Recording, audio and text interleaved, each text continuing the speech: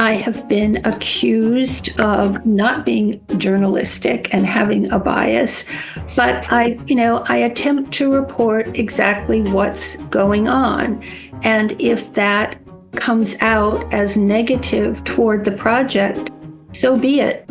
I get the luxury of saying, but I'm not a journalist, I'm writing a blog.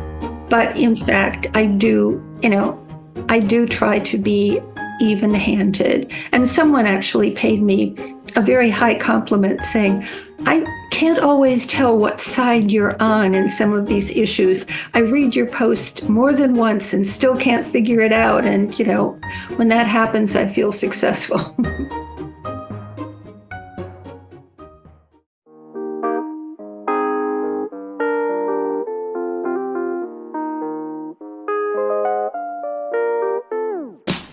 In the valley, moved up from the city. It's a new way of living and I'm trying to get used to it. One park coolers, half an ounce of an idiot. Ordered a Manhattan and they call me a city, yeah. At first I hurt my feelings, but it's kinda got a ring to it. When you move to the country, they can tell when you're new to it. I'm looking at a place, but I'm trying to keep fitting in.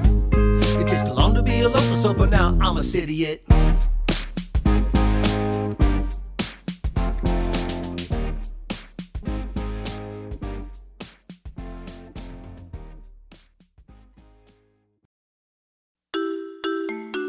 I'm Matt Zucker, and this is Cityit, learning to live and love life in the Hudson Valley.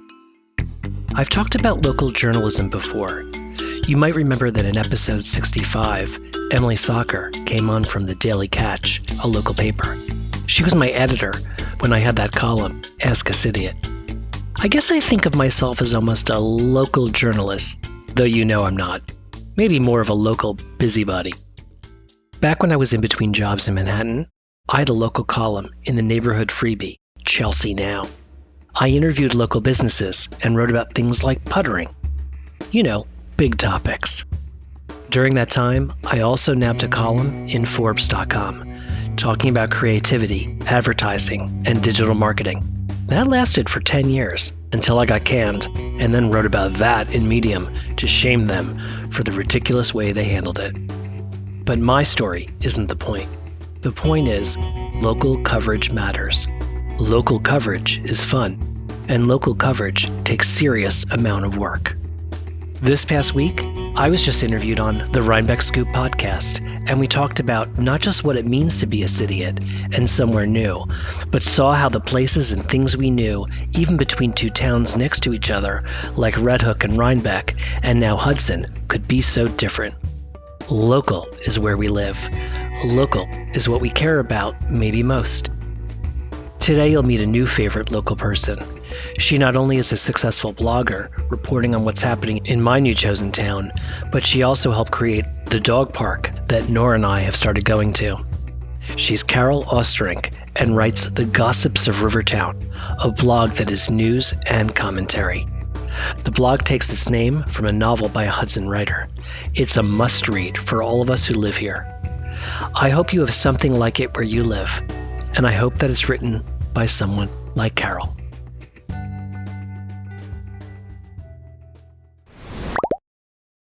Hi, Carole. Hello, it's good to meet you. Yeah, good to meet you too. Thanks so much for coming on Cityit. I was excited to discover Gossips of Rivertown because I was trying to get to know Hudson, and everybody pointed me towards your site. I'm flattered by that. And so what is your relationship with both, I guess, with Hudson and the Hudson Valley? Are you from here, or how did you find your way here? I'm actually not from here. I was born and raised in Michigan, and went to college in Michigan, went to graduate school in North Carolina, and lived in New York City for the first 2 decades of my adult life. Right, me too. And I worked in educational publishing, and it was like playing musical chairs, trying to, remain employed. So I moved from New York to Boston to San Antonio, and finally ended up in Orlando, and decided that I really had enough. And so I left a job in in publishing. And at that time, I was sort of doing some writing for children's books on the side. So I decided I would settle. I had sort of like the entire country to, I could go anywhere. I mean, there was nothing calling me in any particular place. And I knew I couldn't afford to go back to New York City. I couldn't afford to live there anymore if I was going to, support myself as a freelance. And so I decided, the Hudson Valley would be the place that I would settle in. And I started out in a rented house in Red Hook, Upper Red Hook, actually. Oh, that's near where I was. I was near there. I was on Old Post Road. Sure. If you know where that is. And then, like the first weekend I was there, a friend of mine came up for the weekend from New York City, and I needed a dining room table. And she said, well, let's go to Hudson. I think there are some antique stores there. So we came to Hudson for me to buy a dining room table. And I was absolutely gobsmacked by the city. I couldn't figure it out. I mean, this was like 1991. So the city was still in a very sort of rough state, but the architecture was extraordinary, in my opinion. And it was strange because there were so many buildings that were obviously commercial buildings that had apartments on the ground floor. And I remember standing on Warren Street looking south on 6th Street and seeing that incredible Upjohn Italianate villa with the Elks Lodge horns on the front, and I couldn't antlers. I couldn't figure out what was going on in the city. But it just got to me, and I ended up not buying a dining room table here. I bought one in Saugerties, a dining room table I still have. But I would come to Hudson at every opportunity. And then a couple of years later, there was a historic house tour, and the house that I now own was on the tour, mostly because the person who owned it wanted to sell it and thought that would be a good opportunity to get people to see it. And so I ended up buying the house, and I moved here, and I've been here ever since. That's great. It took me a little longer to get here. What about the blog, though? I mean, so I've been checking out Gossips of Rivertown. It's how I know what's kind of going on. It has obviously a literary connection from the title, but I guess how did you even start it? It's pretty popular. When I looked the other day, it said on the ticker like 53,000 page views last week, which is wild. Mm-hmm. Yeah, I had a day when the numbers exceeded 10,000 in one day, which is really. Wow. That's I don't know if that's a record. I stopped kind of keeping my page view statistics a while back, but it was a big day. But Gossips, actually, the name, as it's explained on the site, is borrowed from a novel that was written by a Hudson woman in 1848. She was talking about this little group of women in Hudson who gossiped about, all of their friends and everything that was going on. And they always managed to sort of get the wrong end of the stick. They were, gossiping about things that weren't really happening. They misinterpreted what was going on. But I found the title appealing, and I found the idea of, using this title that had been used by a woman, almost 200 years ago appealing. But the blog actually grew out of a blog that I started when I was an alderman, a member of the Common Council, representing the First Ward. And the name of that blog was simply First Ward Hudson. And I started that in answer to sort of a particular problem. And that was the council was passing a law that designated where adult entertainment venues and adult bookstores and movie houses and that sort of thing could be located in the city. And the problem was, without actually designating spots for these types of businesses. They could open anywhere in the city. And there was an adult entertainment venue, a totally nude dancers that opened in the building that is now Camilla's. They're right on next to the park on 7th Street. It opened without any it didn't go before the planning board because it wasn't considered a change of use. It had been a restaurant, and now it was going to be a juice bar with, naked women. But the whole effort to sort of designate where such businesses could exist in Hudson was interpreted as, sort of welcoming such businesses rather than trying to control the situation.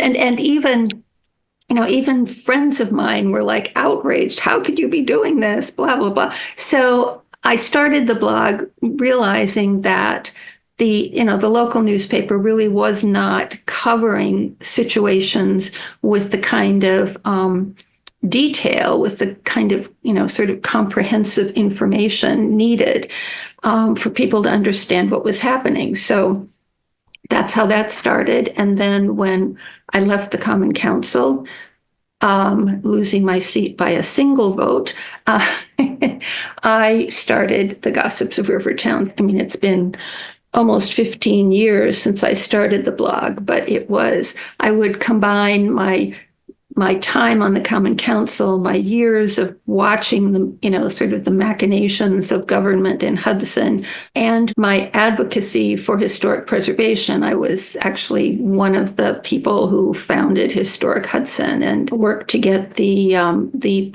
preservation ordinance in Hudson passed and the Historic Preservation Commission established. So you have when I was going to ask you what you cover, it sounds like maybe you have a slight bent towards the historical or architecture. Yeah, but I do, I mostly report on every meeting that happens in the city of Hudson. But, when it's a slow news day, I do a lot of, I will report about Hudson history or architecture or, whatever. This has been going on for close to 15 years now. So it's, the focus has changed a little. Right now, it seems there's very little time. There's so much going on. There's very little time to kind of go back and report on, things that happened in the past. I probably should ask about if you have any advice about if I wanted to open a strip club, where should I do it? Very far to the north, kind of like at the end of 2nd Street, beyond the dog park. That land is now all going to very soon become owned by the Columbia Land Conservancy. So probably they wouldn't want you to open, they wouldn't give you an opportunity to open your strip club there. And really far to the south, like beyond the Basilica. Zoning wise, you could probably open a strip club in the building that's called the Warehouse. Yeah. That really old factory building. But I'm not sure they would want you there. Just always looking for ideas for new businesses and stuff.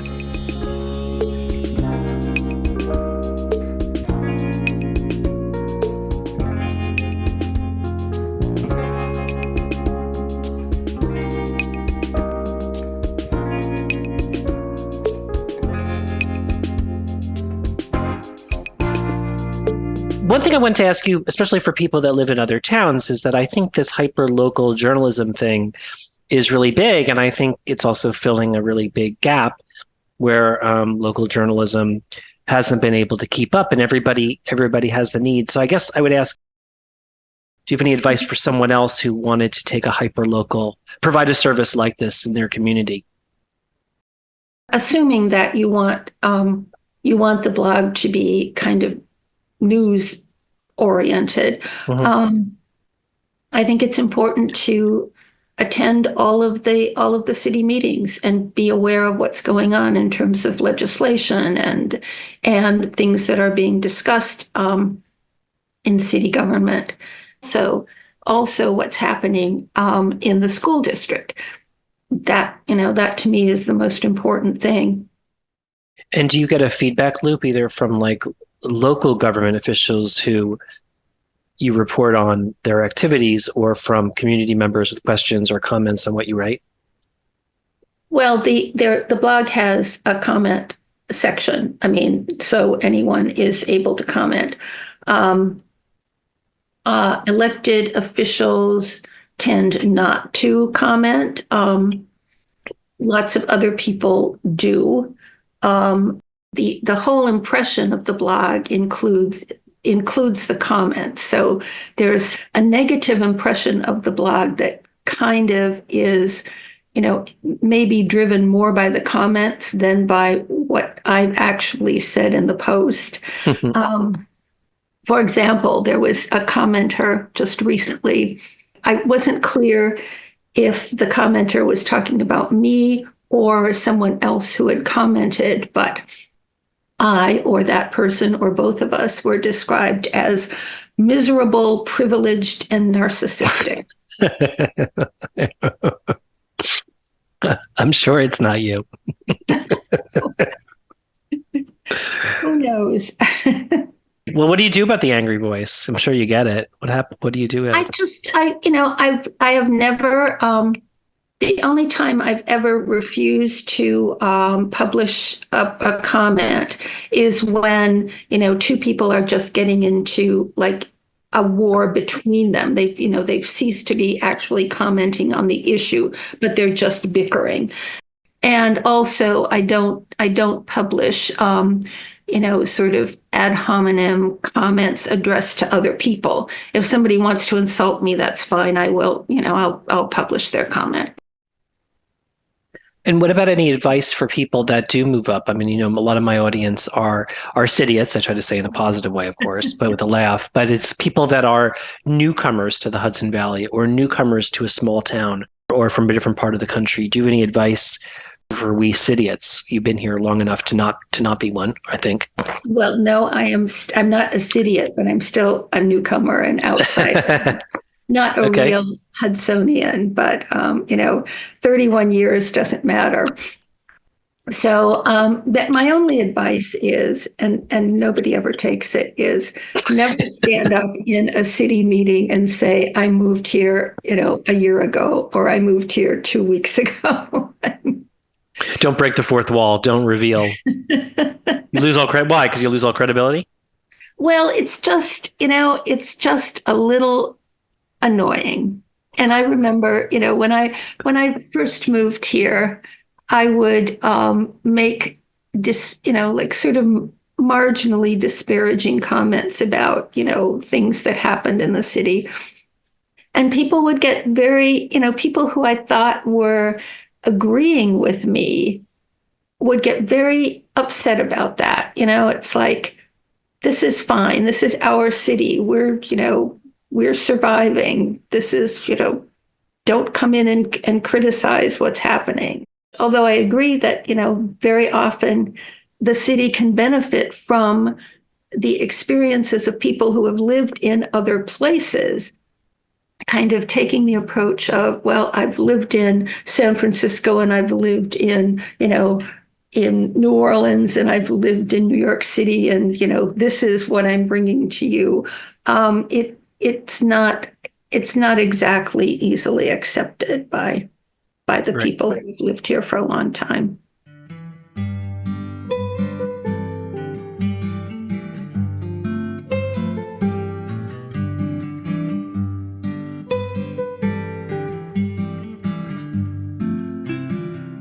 Well, let's also talk about accomplishments, because I was pretty excited that I found the dog park, because I'm a dog freak. And Nora and I went. And then after I met you, you mentioned that you helped start it. Mm-hmm.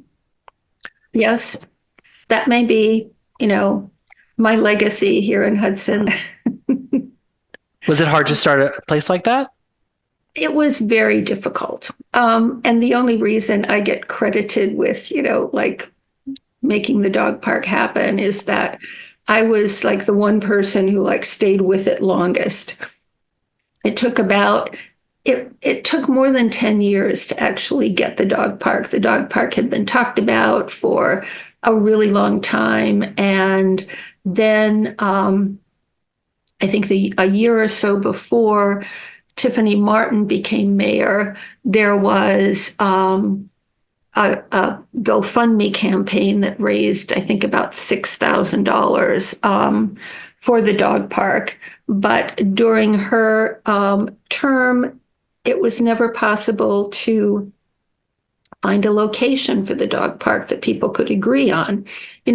She finally decided that it should go in Charles Williams Park. The original plans for that park included a dog park, but there were lots of objections to that. But when that happened, it was, we realized that $6,000 wasn't enough to really build a big enough dog park, because it's really what was involved was the fencing. So we did another GoFundMe campaign that raised another $8,000, but we still didn't have a place to build the dog park. But then during Rick Rector's term in office, he held a series of public meetings, had everyone in the community look at the potential sites for the dog park. And it seemed that everyone could be happy with the site where it is now, which is a remediated brownfield. There are, certain limitations because it's a remediated brownfield. We can't plant trees in the dog park. Or we can plant trees, but they need to be planted on a berm that is, sits on top of the cap of the brownfield. And so, but then at that point, we had our site and we had our $14,000 and we built the dog park. Nice. What's the next VIP improvement that we could fundraise for? What would be next? The next fundraising effort will be to create a walking trail down from the dog park to the Fagari Boat Club, which is, the river. And that, I've already been in conversation with the Columbia Land Conservancy that's going to acquire all of that land just north of the dog park. And they've agreed to let us, cut a trail for the dogs and their humans so that, the dog park experience can be romping with your dog friends in the dog park or a trail walk with your human down to the river. Oh, that's great. Nora would like both.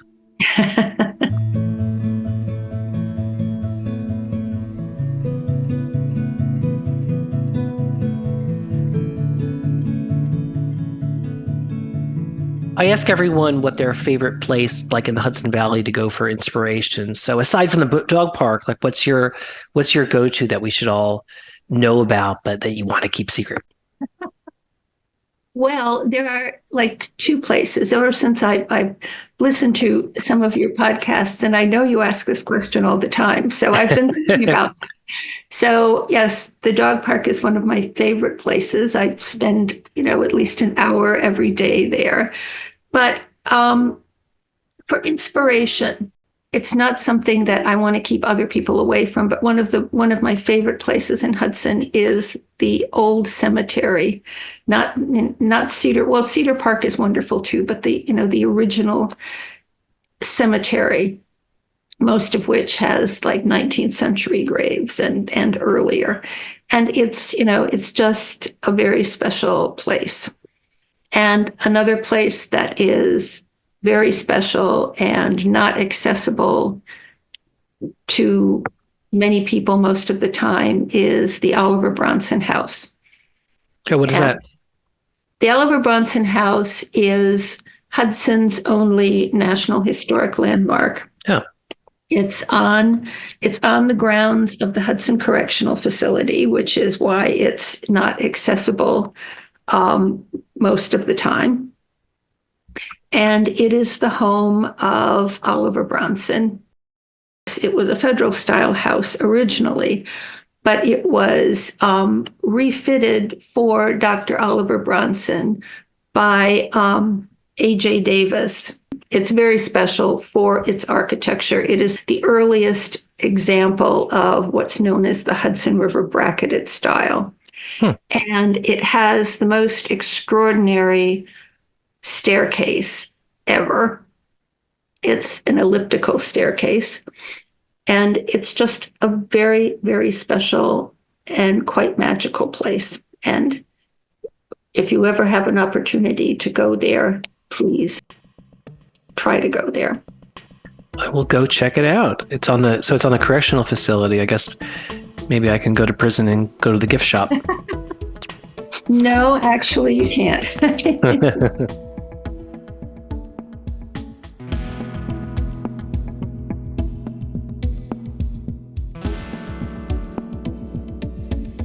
Thanks for listening to City It. Be sure to review us and rate us at cityit.com. I'll put a link to the Rhinebeck Scoop and to Carole's blog, Gossips of Rivertown, in the episode guide, as well as any other local blogs I can dig up. Write in if you have more to add to the list. Fall is magic time in the Hudson Valley, from apple picking everywhere to local gossip over cocktails here. Come visit.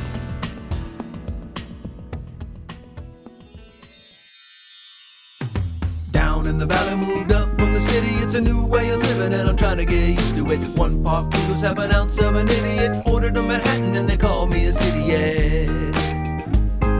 At first I hurt my feelings, but it's kinda got her into it. When you move to the country, they can tell when you're new to it. I'm looking at a place, but I'm trying to keep fitting in. It takes too long to be a local, so for now I'm a city-ed.